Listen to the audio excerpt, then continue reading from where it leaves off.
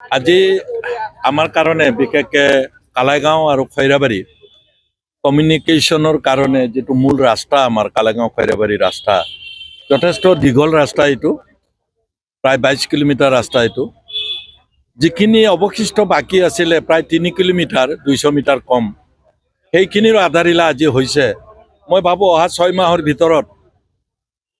মুখ্যমন্ত্ৰী পকীকৰণ আঁচনিত যিটো ৰাস্তা বহল কৰাৰ প্ৰায় 24 ফুট বহল হ'ব ৰাস্তা আমাৰ কালাইগাঁও আমি য'ত আৰম্ভ কৰিছোঁ কালাইগাঁও থানাৰ সন্মুখৰ পৰা ৰাস্তাটো আৰম্ভ হ'ব আৰু যিটো গাড়ী ঘোঁৰা বৃদ্ধি হৈছে যিমান গাড়ী ঘোঁৰা অহা যোৱা কৰে খৈৰাবাৰী কালাইগাঁও খৈৰাবাৰী আনকি দূৰ দূৰণিৰ বাছ ট্ৰাক ইত্যাদি অহা যোৱা কৰে সেইটো ৰাস্তাৰে গতিকে এট এনি টাইম এক্সিডেণ্ট হোৱাৰ সম্ভাৱনা থাকে দুখন গাড়ী ক্ৰছ কৰিব নোৱাৰে আৰু মই নিজে অহা যোৱা কৰি উপলব্ধি কৰিলোঁ যে এইটো নিতান্তই দৰকাৰ আপোনালোকে আচৰিত হ'ব এগৰাকী বিধায়কে খুব বেছি পইচা নাপায় ৰাস্তা বনাবলৈ তথাপি প্ৰায় 23 কোটি টকাৰে 22 কিলোমিটাৰ ৰাস্তা আজি আমি সম্পূৰ্ণ কৰিবলৈ বা ধন দিবলৈ সক্ষম হৈছোঁ আৰু মই নিজে সুখী যে এটা দীঘলীয়া ৰাস্তা আমি বনাব পাৰিছোঁ এতিয়া আৰু আমি আগন্তুক দিনত আপোনালোকে নাভাবিব আৰু 5টা বছৰ পিছত হয়তো এইটো ৰাস্তা ডাবল ৰাস্তা কৰিবলগীয়া হ'ব পাৰে 4 লেন ৰাস্তা কৰিবলগীয়া হ'ব পাৰে গতিকে সেই ফালৰ পৰা যদি আমি চাওঁ আমি ৰাস্তাটোৰ প্ৰয়োজন যথেষ্ট আছিল গতিকে আজিৰ এই শুভ দিনত মই আশা ৰাখিম এই ৰাস্তাটো কমপ্লিট কৰাৰ ক্ষেত্ৰত আপোনালোকেও তীক্ষ্ণ নজৰ ৰাখিব সাংবাদিক বন্ধুসকলে লগতে যাতে এই ৰাস্তাটোৰ কাম ভাল হয় সেই ক্ষেত্ৰত আমি স্থানীয় ৰাইজৰো সহযোগ বিচাৰিছোঁ সাধাৰণতে PWD ৰোড ডিভিজনে বিল্ডিং ডিভিজনে ৰাইজৰ পৰা এনেকুৱা সহযোগবিলাক বিচৰাটো এটা আমাৰ নিয়ম ৰাইজৰ সহযোগ নহ'লে কাম কৰিব নোৱাৰে আমিও আশা ৰাখিছোঁ বিধায়ক হিচাপে সকলো ক্ষেত্ৰতে ৰাইজে যাতে সহযোগ আগবঢ়ায় ৰাজনৈতিক যেহেতু BTC ইলেকশ্যন আহি আছে আপোনালোকে ইতিমধ্যে 5 গৰাকীকৈ প্ৰাৰ্থীয়ে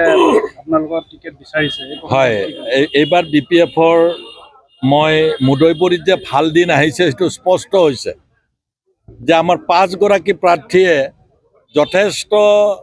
বেছি টকা নমিনেশ্যনত বিচৰা সত্ত্বেও 5 গৰাকীয়ে আবেদন কৰিছে আৰু এগৰাকীয়ে আবেদন কৰিব বুলি শুনিছোঁ ইয়াৰ পৰা বুজা গৈছে যে যিখিনি মানুহে আমাৰ সাংগঠনিক কাম কাজ কৰি আছে তেওঁলোকে অনুমান কৰিব পাৰিছে যে ইয়াত যিগৰাকী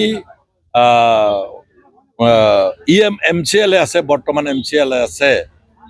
তেওঁ যিকোনো কাৰণতে সদায় চৰকাৰত থকাৰ পিছত এটা এণ্টি ইষ্টাব্লিছমেণ্ট হয় সেইটো স্পষ্ট হৈছে যেতিয়া ৰাইজৰ ওচৰলৈ যায় কাৰণ মই যেনেকৈ 4 বছৰত গোটেই কৰিব নোৱাৰোঁ তেওঁ হয়তো 5 বছৰত গোটেই কৰিব নাই পাৰা কিন্তু তথাপি মানুহ যথেষ্ট অসন্তুষ্ট হৈছে আৰু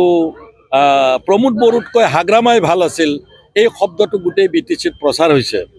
মই ক'ব খোজাটো কথাটো হৈছে আমি আকাশে বতাকে শুনি থাকোঁ BTC ইলেকশ্যনত UPPL BJP মইতো আচৰিত হওঁ আৰে UPPL AGP BJP একেলগে আছে AGP ক'ত এই মুদৈবৰী সমষ্টিটো প্ৰথম AGP জিকিছে মইতো নাজানো AGPয়ে কিয় নিবিচাৰে এইটো চিটটো গতিকে মই ভাবোঁ AGPও এই চিটটো এটলিষ্ট মুদৈবৰীটো বিচৰা উচিত BTCৰ জন্মলগ্নতে AGP জিকিছে এই মুদৈবৰী চিটটো কিন্তু আজি UPPL BJP এনেকুৱা ধৰণৰ কৈ থাকে অথচ AGP লগত আছে যোৱা 10টা বছৰ প্ৰায় তেওঁলোকে এবাৰো এই চিটটো এই অঞ্চলৰ দলীয় কৰ্মীসকলৰ কথা তেওঁলোকে নাভাবে নেকি আমাৰ কাৰণে ভাল হৈছে যে সেই দলীয় কৰ্মীখিনিয়ে খং ৰাগ হৈ আমিয়ে ভোটটো পাম কিন্তু তথাপি AGPৰ বন্ধুসকলে তেওঁলোকৰ এটা প্ৰতিনিধি যদি কিবাকে পায় ভৱিষ্যতে আমি আনন্দিত হ'ম